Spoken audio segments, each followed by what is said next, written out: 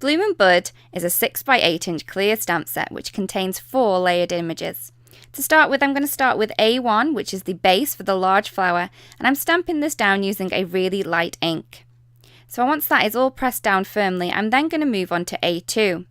A2 fits completely within the shape that we've just stamped before, which was A1, and I'm stamping this using a slightly darker ink. As you can see, it fits in perfectly. I'm then going to move on to A3, and again, this one fits in really easily. All I'm doing is lining this up with the edges around the outside of the layers that we've already stamped previously.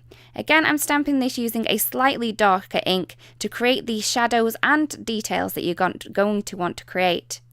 Next up, we're moving on to A4.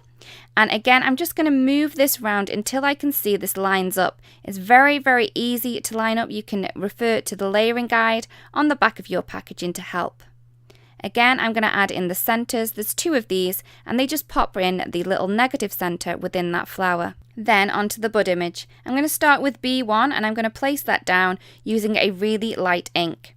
B2 fits over exactly the B1, so you're just going to line up the edges using a darker ink for this layer.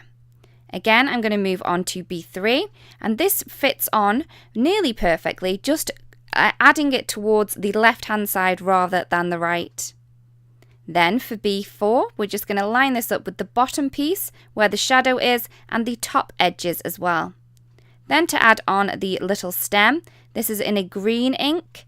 And then I'm going to add in the stem, which is the B6 as well, using a darker green. And lastly, B7, which just fits onto the little leaf pieces here, which is very easy to add on. Then for the leaves, you're just going to add on your base layer, your mid layer, and also the little vines, which are within the layer of the leaf. So you're just going to use 3 different shades of green for these, and these are really, really simple to put together.